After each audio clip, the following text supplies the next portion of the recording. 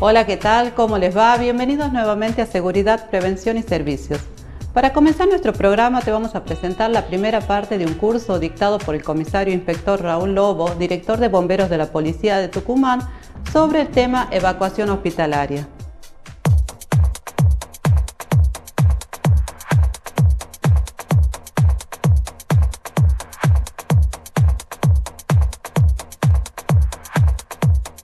En esta oportunidad vamos a tocar nuevamente el tema de evacuación, pero lo vamos a hacer con una diferencia. No va a estar este tema, digamos, directamente relacionado a los edificios en altura, sino a los edificios que tienen en su interior enfermos. Es decir, vamos a hablar de la evacuación hospitalaria, que es difícil de realizar, pero no es imposible. Generalmente no tenemos experiencia, al menos acá en nuestro país, de que tenga que haberse evacuado un hospital completamente, o en este caso acá en Tucumán sí tenemos una experiencia de una clínica, que fue hace unos años atrás porque descubrieron que en los sótanos había pérdida de combustible.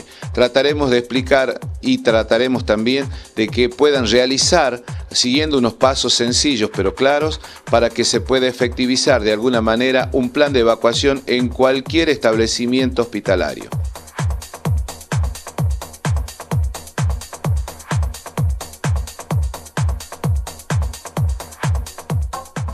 La evacuación hospitalaria está directamente relacionada también con cómo está el edificio, es decir, las vías de evacuación, dónde están las llaves, los riesgos que podemos tener en el interior de estos establecimientos, riesgo de electrocución, a dónde vamos, quién efectúa las llamadas, el personal sanitario que está trabajando, quién detecta la alarma. Iremos desarrollando paso a paso todos estos ítems para que podamos determinar fehacientemente la elaboración de un plan de evacuación segura. No debemos olvidar que la finalidad de una evacuación hospitalaria es proteger la vida y la salud de las personas, así también como la integridad de bienes y documentos indispensables e irreemplazables.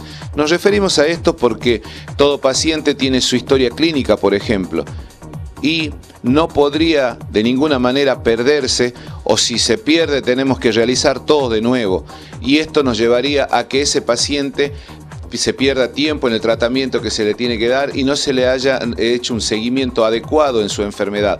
Por eso estos documentos siempre tienen que tratar de ser rescatados.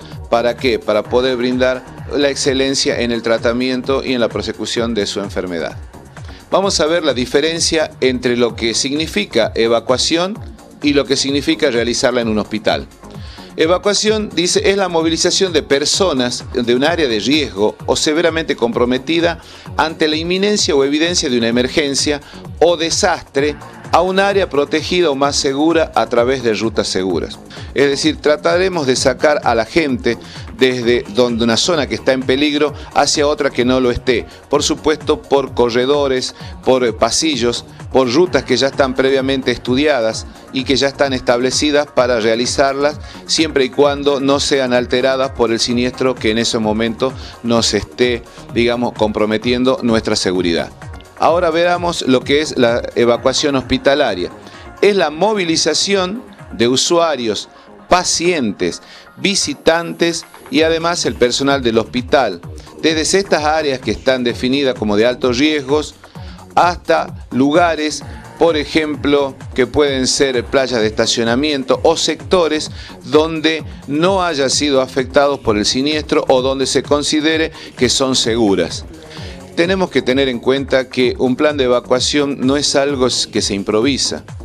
Puedo tomar decisiones en algún momento dado por una situación que converge en ese momento que nos sorprende, pero tiene que estar preestablecido, tiene que estar elaborado, discutido, tiene que estar todo planificado de antemano, no en el momento. Tenemos que tener al menos idea de qué es lo que vamos a hacer y cómo lo vamos a hacer.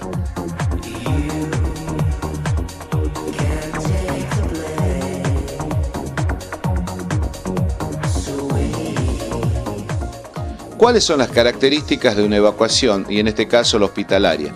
Debe ser rápida, no debo perder tiempo, debe ser ordenada, debe ser segura y, como les decía, debe estar previamente planificada. La evacuación de un centro asistencial debe considerarse como última alternativa frente a situaciones de fuerza mayor que no puedan ser resueltas y pongan en riesgo la vida de la comunidad hospitalaria.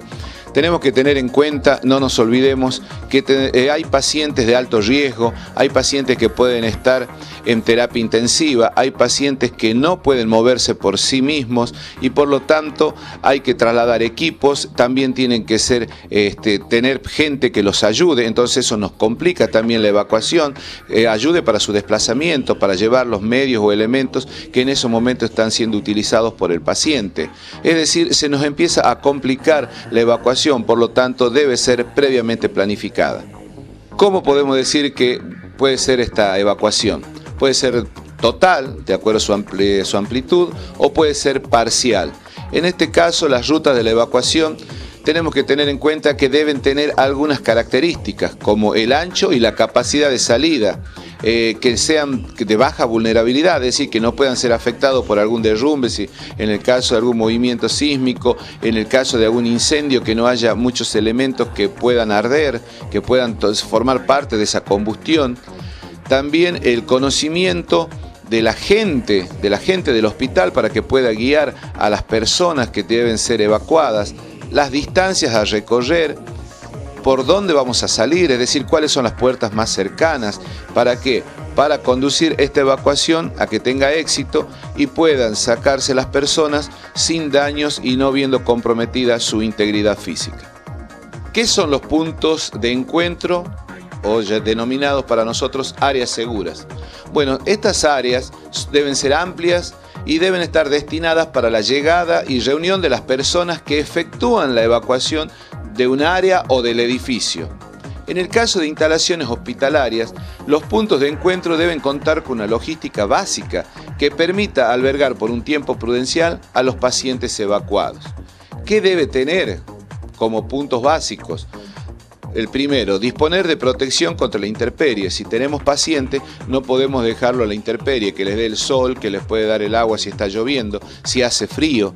Debemos tener en cuenta todo esto, por eso las áreas, como les decía, y les voy a repetir durante el desarrollo de esta exposición, de que tienen que ser áreas seguras y con ciertos servicios básicos.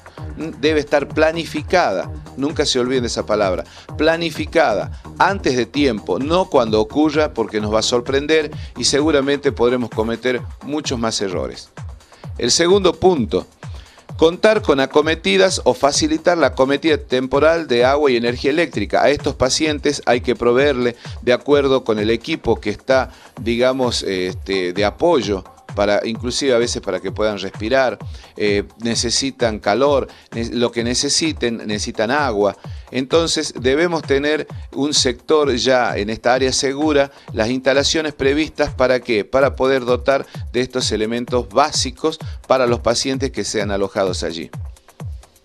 El tercer punto, facilidades para expandir la ruta sanitaria, es decir, para ampliar este sector o directamente hacer una ruta para que puedan ser extraídos o derivados a otro nosocomio o a otro lugar que tenga similares características. Voy a resumir un poco en esto en relación a que la evacuación total de un hospital es bastante difícil.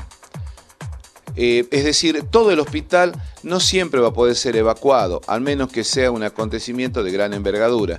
Pero sí podemos hacerlo en forma parcial, es decir, un ala que se vea afectada, sacar toda la gente que está allí, evacuarla y trasladarla a otro sector del hospital donde haya sido acondicionado como zona segura. Debemos tener en cuenta todos los problemas que nos puede ocasionar trasladar un hospital y hay que ver la complejidad de los enfermos que el mismo aloja.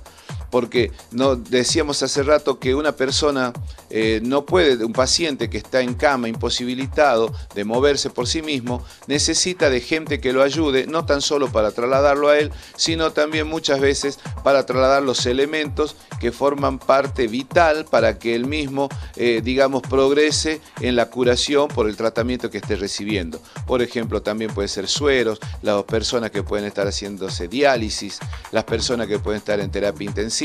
Es decir, se complica la evacuación, pero debemos tenerla prevista si es necesario para no evacuar todo el hospital, pero sí evacuar un sector y trasladarlo, repito, a una área segura que cuente con los elementos básicos que acabamos de relatar.